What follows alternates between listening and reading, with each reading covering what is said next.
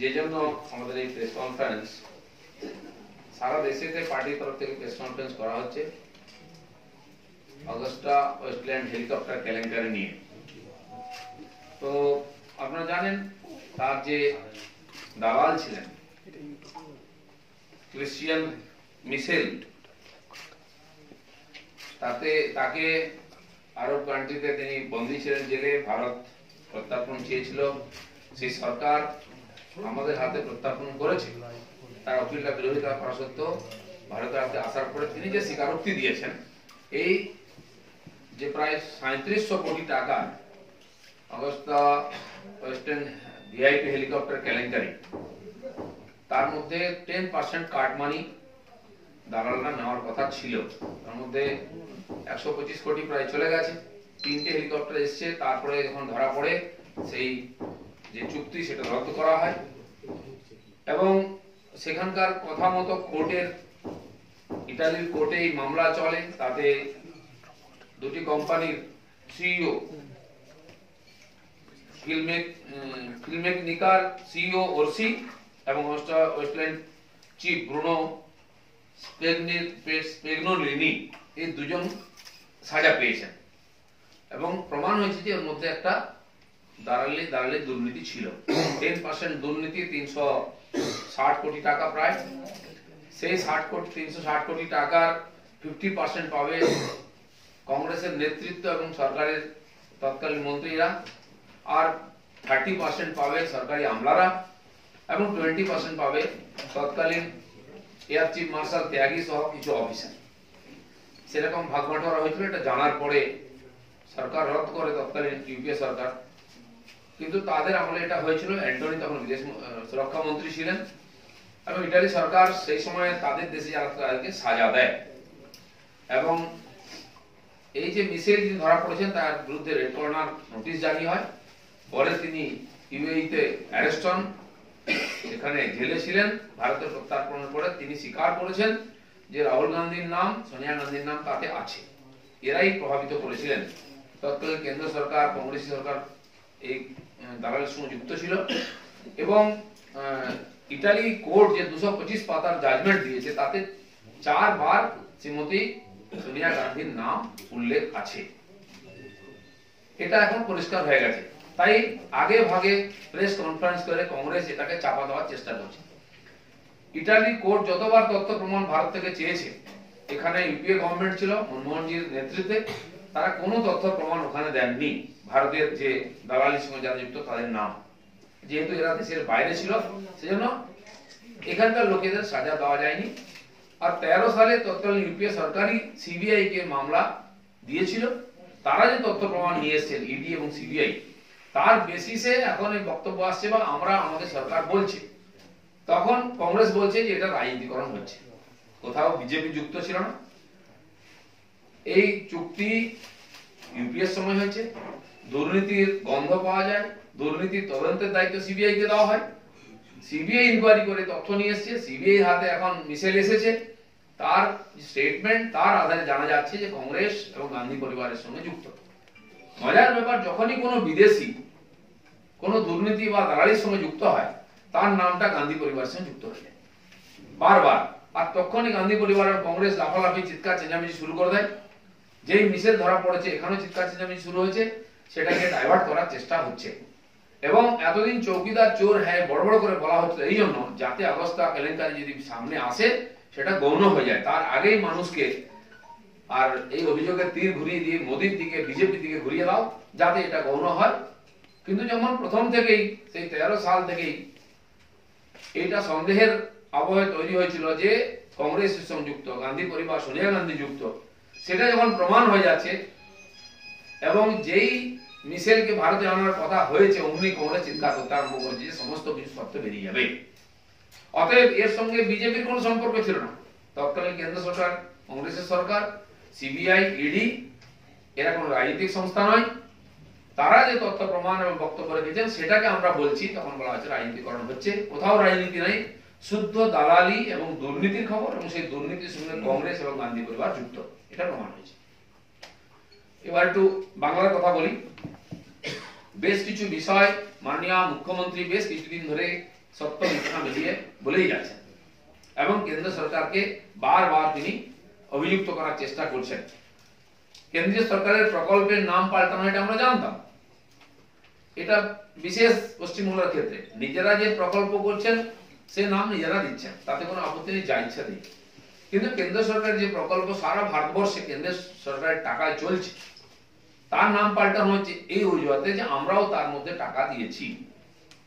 উনি বললেন ফসল বীমাতে কেন্দ্র সরকার 20% টাকা দেয়, আমরা 80% দিই, কিন্তু ওয়েবসাইটে সমস্ত তথ্য প্রমাণ দেওয়া আছে 50-50 কেন্দ্র সরকার দিচ্ছে, রাজ্য সরকারও দিচ্ছে।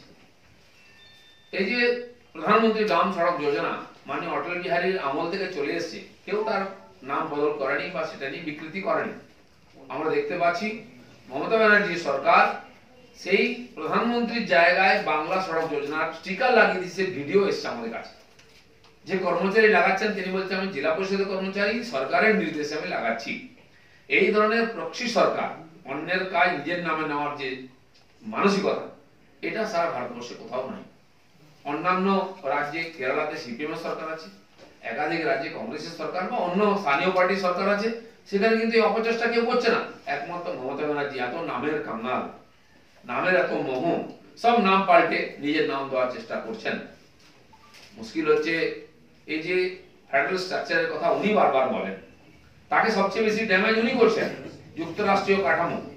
আমরা জানি সেনা সারা ভারতবর্ষের গর্ব, দেশ রক্ষা করে, দেশের মানুষকে রক্ষা করে, বিদেশে গিয়েও সম্মান রক্ষা করে। সেই সেনাকে তোলাবাজ বলেছেন মমতা ব্যানার্জি প্রথম। সবচেয়ে বড় আঘাত এটা ফেডারেল স্ট্রাকচারে। আজকে যে অজুহাতে উনি কেন্দ্রীয় সরকারের টাকা অনুদান কে নিজের নামে চালাচ্ছেন, কেন্দ্র সরকার সারা দেশ থেকে ট্যাক্স নেয়, যেখানে যেমন প্রয়োজন বা জনসংখ্যার নিরিখে সেখানে সহায়তা করে। উত্তর পূর্বের যে রাজ্যগুলো ছোট ছোট গরিব রাজ্য, ট্যাক্স কম আসে, কিন্তু মানুষের পরিষেবা পাওয়ার অধিকার আছে, স্বাচ্ছন্দ্য পাওয়ার অধিকার আছে, তাই সেখানে অধিক টাকা দেওয়া হয় পার ক্যাপিটে। আন্দামান নিকোবর বা লাক্ষাদ্বীপের মতো যেসব দেশ আছে, যে রাজ্য আছে, সেখানে সরকার বেশি সাহায্য করে। সেরকম পশ্চিমবাংলার জনসংখ্যার বেসিসে এখানেও বেশি সাহায্য করে, সেটা সবাই জানেন। এমনকি কেন্দ্রের সাহায্যের 32% থেকে 42% আমাদের সরকার নিয়ে গেছে প্রথমবার। কিন্তু মানসিকতা ওটাই, কেন্দ্রকে অস্বীকার করা। যে বেসিসে উনি কেন্দ্রের প্রজেক্টকে পাল্টে দিচ্ছেন নাম, সেই একই আধারে যদি এখানে কোনো জেলা পরিষদ, পঞ্চায়েত বা পৌরসভা বিরোধী পার্টির থাকলে তারা যদি পশ্চিমবঙ্গ নাম না লেখে, সেখানে কেন্দ্র রাজ্য সরকারের উল্লেখ না করে, সেটা কি ঠিক হবে? তাহলে তখন প্রশ্ন উঠবে। আমরা জানি শিলিগুড়ি পুরসভার মেয়র মাননীয় অশোক ভট্টাচার্য বারবার বিধানসভায় তোলেন যে আমাদের সঙ্গে বৈমাত্র সুলভ ব্যবহার করা হচ্ছে, তখন তাকে চেপে বসিয়ে দেওয়া। তো এখানে রাজ্যে আমাদেরও বহু পঞ্চায়েত সমিতি আমরা জিতেছি, এক তো বোর্ড গঠন করতে দেওয়া হচ্ছে না, আর বোর্ড গঠন করার সময় তার আগে গিয়ে মুখ্যমন্ত্রী বলে আসছেন আমাদের সঙ্গে থাকুন, নাহলে কাজ করতে দেবো না, জেলা পরিষদ দিয়ে কাজ করা। পঞ্চায়েতকে শোষণ করা হচ্ছে, কর্মচারী দেওয়া হচ্ছে না, টাকা দেওয়া হচ্ছে না, প্রজেক্ট পাস করতে দেওয়া হচ্ছে না, বিভিন্ন ডিপার্টমেন্ট যে ইনচার্জ সেগুলো ঘোষণা করা হচ্ছে না, সর্বতভাবে অসহযোগিতা করা হচ্ছে। আর তিনি সেই একই জিনিস কেন্দ্রের বিরুদ্ধে আর আওয়াজ তুলছেন। তো এই হলে তো যুক্তরাষ্ট্রীয় কাঠামোই থাকবে না, সবচেয়ে বেশি অসম্মান করা আর তাকে ধ্বংস করার প্রয়াস মমতা ব্যানার্জি করছে। আপনারা জানেন চিত্তরঞ্জন হসপিটাল নিয়ে বেশ কিছু অভিযোগ এসেছে, আর্থিক অভিযোগ। চিত্তরঞ্জন যে হসপিটাল সেটা হচ্ছে অটোনমাস বডি, কিন্তু সম্পূর্ণ আর্থিক সহায়তা কেন্দ্র সরকার করে। এমপ্লয়িরা যারা চাকরি করেন তাদের বেতন পান কেন্দ্রের টাকায়, আর সেই কেন্দ্রের টাকা যথেচ্ছ নয়ছয় হচ্ছে। সেখানে যত এমপ্লয়ি দরকার তার চেয়ে অনেক বেশি এমপ্লয়ি নেওয়া হয়েছে। এবং মজার ব্যাপার, সেখানে মাননীয় মুখ্যমন্ত্রীর এক ভাই চাকরি করেন, তার বিশাল প্রভাব, তার অমূল হিরানি সব চলে। তিনি ডিউটি আসেন না, কিন্তু সম্পূর্ণ তার উপস্থিতি দর্জ হয়ে যায়। কি করে হয় আমরা জানি না। আর এই অনিয়মিততা সিএজি রিপোর্টে এসেছে 10 কোটি টাকা সেখানে আর দুর্নীতি হয়েছে, এটা নিয়ে বিভিন্ন মাধ্যমে প্রচার মাধ্যমে এসেছে। এই ধরনের একাধিক লুটের রাজত্ব সব জায়গায় চলছে, আর সেখানে কিছু বলতে গেলে আপনার মুখ বন্ধ করার চক্রান্ত চলছে। কিছুদিন ধরে এই যে 2 টাকা কিলো চাল কেন্দ্র সরকার 30 টাকা খরচা করে পাঠাচ্ছে, গ্রাহকরা 2 টাকা দিচ্ছেন, রাজ্য সরকার 1 টাকা দিয়ে পুরো নাম নিয়ে নিচ্ছে যে উনি নাকি চাল দিচ্ছেন, কিন্তু দুর্ভাগ্য সেই চালটা মেদিনীপুর থেকে 20 কিলোমিটার দূরে আর লালগড়ের জঙ্গল খাস গ্রামে পৌঁছচ্ছে না, সেখানে আদিবাসীরা না খেতে পেয়ে মারা যাচ্ছে। সেটা তখন তিনি তার দায় নিচ্ছেন না, তিনি বলছেন অনাহারে মরেনি, অথচ রান্না করে সরকার থেকে খাবার দেওয়া হচ্ছে। এবং এই চাল যে কোয়ালিটির চাল আছে, যথেষ্ট ভালো কোয়ালিটির চাল কেন্দ্র সরকার পাঠায়, কিন্তু আমরা দেখলাম সেই চাল গায়েব হয়ে যাচ্ছে, তার জায়গায় পচা চাল, পোকায় ধরা চাল, যেটা পশুতেও খায় না, সেটা সাধারণ মানুষকে খাওয়ানো হচ্ছে। আমি মালদায় গেছিলাম, সেখানে শুনলাম যে মালদা থেকে চাল ঢোকার সঙ্গে সঙ্গে ট্রাক করে সে চাল চলে যাচ্ছে পাশেই বৈষ্ণব মোড় মানিক চকে, আর সেখান থেকে বাংলাদেশে চলে যাচ্ছে শত শত ট্রাক সেই চাল, আর তার জায়গায় পচা চাল নিয়ে এসে গোডাউনে ভর্তি করা হচ্ছে সেখানে অসৎ কর্মচারীদের মাধ্যমে, এবং সেই চালই রেশনের মাধ্যমে মানুষকে পৌঁছে দেওয়া হচ্ছে, গন্ধযুক্ত আর দুর্গন্ধযুক্ত চাল। আর এটা ব্যাপক হারে হচ্ছে, এর মধ্যে কিছু কর্মচারী এবং টিএমসির লোকেরা যুক্ত। ধান কেনা হচ্ছে, ধান উঠতে আরম্ভ করেছে, ধান কাটা হচ্ছে, ধান ঝাড়া হচ্ছে। ধান কেনার জন্য সরকার একটা ব্যবস্থা করেছে। কেন্দ্র সরকার এই প্রথমবার 10টি আনাজের উপরে ঐতিহাসিক সহায়ক মূল্য ঘোষণা করেছে। তার মধ্যে ধানের উপরে 1750 টাকা পার কুইন্টাল ঘোষণা করেছে। আগে 1250 টাকা ছিল, 15.5 থেকে এখন 17.5 করেছে কেন্দ্র সরকার। কিন্তু এখানকার রাজ্য সরকারের অবহেলা এবং অব্যবস্থার জন্য সাধারণ গরিব চাষি সেই মূল্য পাচ্ছেন না। দিনের পর দিন তারা চাল নিয়ে যান বিক্রয় কেন্দ্রে, লাইনে দাঁড়িয়ে থেকে সারাদিন চান্স পান না, ফিরে আসতে হয় সেই চাল ধান নিয়ে। কতবার নিয়ে যাবেন, তাদের তো কাজ আছে। বাধ্য হয়ে তারা ফোড়েদের বিক্রি করছেন, ফোড়েরা হয়তো 1200 টাকায় সেই চাল সে ধান কিনছেন, 1250 টাকায় কিনছেন। চাষির ধান পয়সার দরকার আছে, তারা বিষের দাম, সারের দাম, জলের দাম শোধ করতে হবে, তাই বাধ্য হয়ে বিক্রি করছেন এবং হাতে হাতে পয়সা পাচ্ছেন। কোথাও কোথাও ফোড়েরাও তার সঙ্গে দুর্নীতি করছে, বলে পরে দেবো। কেন্দ্র সরকারকে বিক্রয় কেন্দ্রে ধান বিক্রি করতে গেলে যে চাষি বিক্রি করছে তার আই কার্ড চাই বা আধার কার্ড চাই, এবং তার খতিয়ান চাই জমি, তার জমি আছে কিনা আসলে, সে দালাল তো না। কোনো খতিয়ান ছাড়াই দালালদের বিক্রি করা হচ্ছে, বা ওখানে দালালরা গিয়ে বিক্রি করছে। আর সেই দালালরা যখন ধান কিনছে, ধান বিক্রি করতে যাচ্ছে, সেখানকার কর্মচারী বলেছেন যে আপনার কাছে পেপার নেই, আমি নেবো না, আপনার কাছে অ্যাকাউন্ট কোথায়? তারা বিভিন্ন লোকের অ্যাকাউন্ট, এমনকি সেই কন্যাশ্রী অ্যাকাউন্ট পর্যন্ত জমা দিয়ে দিচ্ছে, যেখানে টাকা জমা দিতে হবে। সে ধরা পড়েছে, কর্মচারী বিরোধিতা করেছেন, নিতে রাজি হননি, তার কানের কাছে বন্দুক ঠেকানো হয়েছে। সেই দিদির ভাইরা, দালালরা, ফোড়েরা করে, আর তিনি গিয়ে থানায় কমপ্লেন করেছেন যে আমার সুরক্ষা দাও, নাহলে আমি কাজ করবো না, ধান কিনতে পারবো না। এই ভয়ঙ্কর পরিস্থিতি তৈরি হয়েছে। অথচ মুখ্যমন্ত্রী এবং খাদ্যমন্ত্রী রোজ স্টেটমেন্ট দিচ্ছেন ফোড়েদের আমরা দেবো না। আর ফোড়েরাই তো আছে, সরকারের কাছে লোক পৌঁছতে পারছে না। সরকারকে ধান দিলে 2 মাসের আগে কোনো আর চেক পাওয়া যাবে না, চেক কবে পৌঁছবে তার কোনো নিশ্চিত নাই। তাই বারবার অব্যবস্থা হচ্ছে, মুখে বড় বড় কথা, কিন্তু সাধারণ যারা চাষি তারা পান নেই। গতবারে বন্যা হয়েছিল, তার টাকা সবাই পাননি। যার জমি নষ্ট হয়েছিল সে পায়নি, যার ধান নষ্ট হয়েছে পায়নি, যার জমি নেই তার অ্যাকাউন্টে টাকা চলে গেছে। শস্য বীমার টাকা সবাইকে সমান বিতরণ করা হয়েছে এলাকায়, বিশেষ করে পার্টির লোকেরা পেয়েছে, যার ধান নেই, যার চাষ নেই। এই অব্যবস্থা লাগাতার চলেছে। এই কথা বলতে গেলে আপনার সম্বন্ধে কেস হবে, আপনাকে অনুমতি দেওয়া হবে না। এই ধরনের একটা ভয়ঙ্কর ব্যবস্থা ধান বিক্রি নিয়ে শুরু হয়েছে, ঠিক আলু বিক্রির সময় তাই হবে। আলুর ব্যাপারে আপনারা জানেন, এখনো 9 লক্ষ মেট্রিক টন আলু কোল্ড স্টোরেজে আছে। হিসাব করে দেখা গেছে 4 মেট্রিক টন আলু আমরা খেতে পারি বাংলার লোকেরা, বাকি 5 লক্ষ মেট্রিক টন কোথায় যাবে? মমতা ব্যানার্জির পলিসির জন্য আজকে আলুটা নষ্ট হবে। চাষিরাও আলু আনতে যাচ্ছেন না, কারণ যে ভাড়া দিতে হবে সে আলু বিক্রি করে, সেই ভাড়া পাওয়া যাবে না, হিমঘরের ভাড়া। কারণ কি, অন্য রাজ্যে আলু পাঠানো মমতা ব্যানার্জি বন্ধ করেছিলেন। ফলে উড়িষ্যা, ঝাড়খণ্ডের মতো যারা আমাদের উপর নির্ভর ছিলেন, তারা কয়েক বছরের মধ্যে আলু চাষ বাড়িয়েছেন, তারা আলু নিচ্ছেন না। আলু চাষ প্রশিক্ষণ নিয়ে আলু নিজেরা উৎপাদন করছেন। ফলে বাংলার এই 5 লক্ষ মেট্রিক টন আলু কোল্ড স্টোরেজের মালিকদেরকে রাস্তায় ফেলে দিতে হবে, কেউ কিনবে না। আমরা দেখেছি এর আগেও, যারা আলুর ব্যবসায়ী তারা যখন আলু নিতে যেতেন ট্রাক নিয়ে, ভাড়া নিয়ে, ট্রাকের সঙ্গে কথা বলে তারা জিজ্ঞেস করতেন যে আপনি কি নিয়ে যাবেন। যদি বলছে আলু নেবো কোল্ড স্টোর থেকে, বলছে আগে ভাড়া দিয়ে দিন, আমার 1000 টাকা ভাড়া, 2000 টাকা ভাড়া আগে পেমেন্ট করুন, নাহলে আলু নেবো না। কারণ কি, আলুর ব্যবসায়ী যখন বাজারে নিয়ে যেতেন, সে আলুর দাম পেতেন না, তাকে ভাড়া না দিয়ে পালিয়ে যেতেন। সে আলু কি করবে ড্রাইভার ঠিক করতে পারত না। আমি নিজে দেখেছি আসানসোলে আলুর বস্তা রাস্তার উপরে ডাই করা হচ্ছে, বলছে 10 টাকা বস্তা, 10 টাকা বস্তা। 50 কিলো আলুর দাম 10 টাকা। কেন? বলছে আলুর দাম দিতে হবে না, আপনি বস্তার দাম নিয়ে আর আলুটা নিয়ে যান। বস্তা 10 টাকা দাম, সেই দামটা দিন আলু ফ্রিতে। এই পশ্চিমবাংলায় হয়েছে, তার কোনো পরিবর্তন হয়নি। এবার 5 লক্ষ মেট্রিক টন এই আলুর কি হবে ভবিষ্যৎ কেউ জানে না। যারা রেখেছিলেন তাদের টাকা কোথা থেকে আসবে কেউ জানে না। আবার কোল্ড স্টোরেজে দাম বেড়েছে, ভাড়ার দাম 1 মাস থাকবে ডিসেম্বর, তার জন্য 168 টাকা কত পার বস্তা কি এটা দেখলাম আমি পেপারে এসেছে। এই যে ভয়ঙ্কর পরিস্থিতি কৃষকদের, ধান চাষি, আলু চাষি, পাট চাষি, যারা সবচেয়ে বেশি অর্থকরী ফসল বাংলার, তার কোনো সুরাহা নাই। গত বছরের পাট এখনো থাকে, নতুন পাট নিয়ে চাষিরা বিক্রি করতে পারে না, সহায়ক মূল্য পান না। অথচ মমতা ব্যানার্জি মহারাষ্ট্রে কোনো 2 টাকা কিলো পেঁয়াজ বিক্রি হয়েছে, তার জন্য তার চোখে জল আসছে। পেঁয়াজ ওখানে তার ঝাঁঝ লাগছে মমতা ব্যানার্জিকে, অথচ এখানে আলু, ধান, পাটের যে মূল্য, সহায়ক মূল্য এবং বিক্রির সুযোগ চাষিরা পাচ্ছেন না, তার কোনো সমাধান নেই। নিজের দোষ ঢাকার জন্য মোদীকে গালাগালি দিচ্ছে।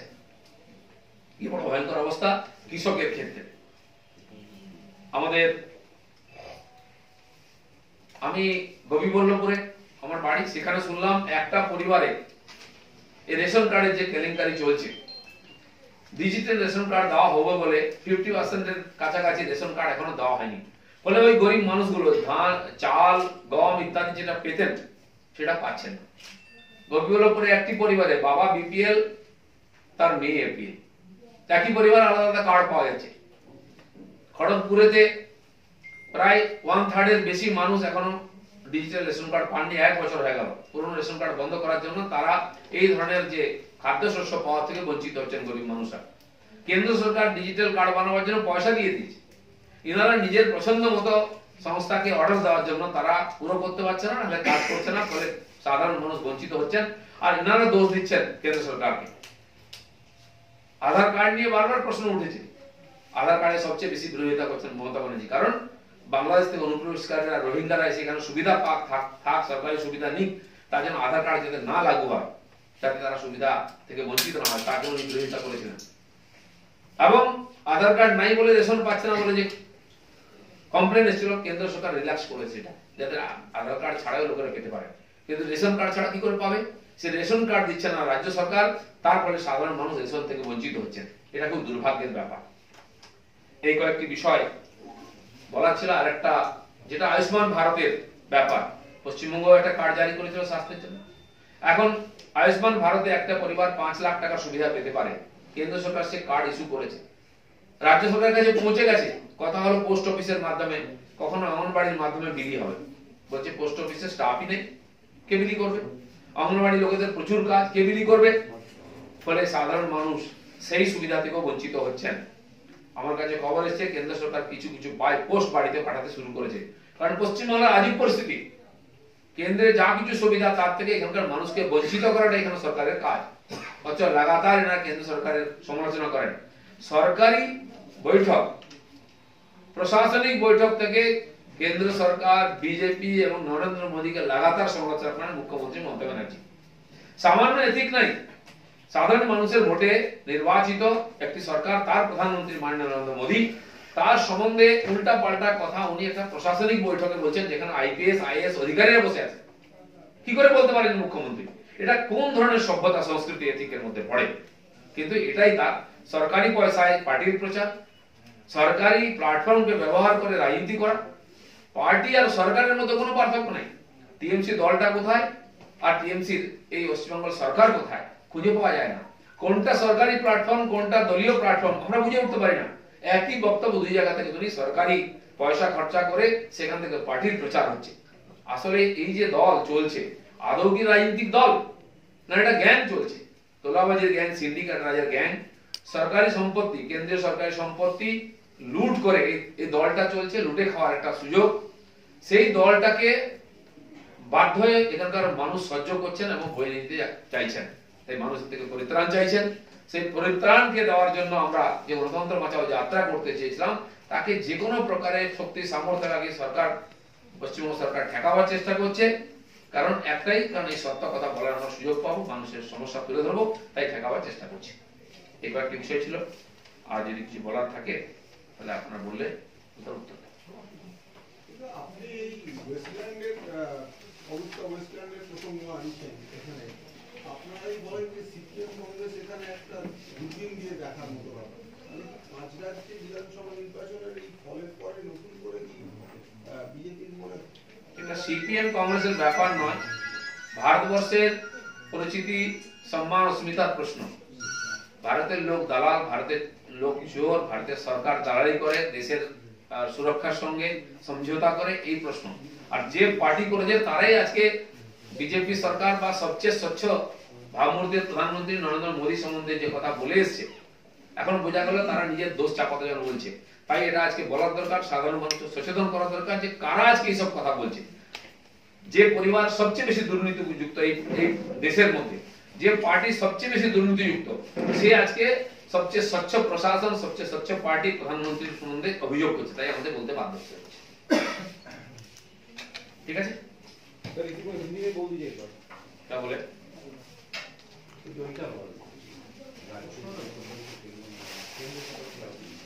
ये जो प्रधानमंत्री का जितना भी प्रोजेक्ट्स है, उस प्रोजेक्ट्स का जो नाम चेंज किया जा रहा है और स्टेट्स का प्रोजेक्ट दिखा रहा है, तो ये कहाँ हो रहा है? देखिए, ये तो साउथ 24 में हुआ है प्रधानमंत्री सड़क योजना, ग्रामीण सड़क योजना, उसका ऊपर बांग्ला सड़क योजना का स्टिकर लगा रहा है जिला परिषद का कर्मचारी। लोगों ने उसको पकड़ा, पूछा, मीडिया ने इंटरव्यू लिया, बोले सरकारी आदेश के अनुसार वो सरकारी कर्मचारी एम्प्लॉय होते हुए ये काम कर रहे हैं, स्टिकर लगा रहे हैं जिला परिषद की तरफ से। ये वीडियो भी हमारे साथ है, हमने उसको उजागर भी की है। तो बार बार यहाँ इस वेस्ट बंगाल में होता है कि केंद्र सरकार की जितने योजनाएं हैं उसका नाम बदल करके अपने नाम से चला लेते हैं। चाहे वो स्वच्छ भारत का जो शौचालय है उसका निर्मल बांग्ला बना दिया गया है, प्रधानमंत्री ग्रामीण सड़क योजना का बांग्ला ग्रामीण सड़क योजना हो गया है, आदि आदि कई प्रकल्पों मैक्सिमम को ऐसा बदल दिया गया है, जो केवल यहाँ बंगाल में विशेष रूप से देखा जाता है। और यहाँ की मुख्यमंत्री बार बार बोलते हैं हमारा भी हिस्सेदारी है इसमें, इसलिए हम अपना नाम से चलाएंगे, बल्कि सारा देश में कहीं ऐसा दिखता नहीं है। एक फेडरल स्ट्रक्चर में ऐसा नहीं हो सकता है। केंद्र सरकार टैक्स लेकर के सारा देश से यहाँ भेजता है यहाँ के विकास के लिए, और यहाँ की सरकार बेशर्मी से उसका परिवर्तन करती है। ये यहाँ की जो फेडरल स्ट्रक्चर है उसके लिए ठीक नहीं है। अगर काल कोई दूसरे पार्टी का यहाँ लोकल यूनिट, चाहे कॉर्पोरेशन म्यूनिसिपैलिटी हो या तो प्रधान पंचायत जिला परिषद, वो भी ऐसा करता है, पश्चिम बंगाल सरकार का नाम लिखे बिना प्रोजेक्ट शुरू करता है, वो क्या संभव है? नहीं हो सकता है। उसी प्रकार प्रदेश के द्वारा भी जो हो रहा है ये ठीक नहीं है, ये बहुत ही अन्याय है, और हमारे देश की जो प्रशासनिक ढांचा है उसके लिए ठीक नहीं है।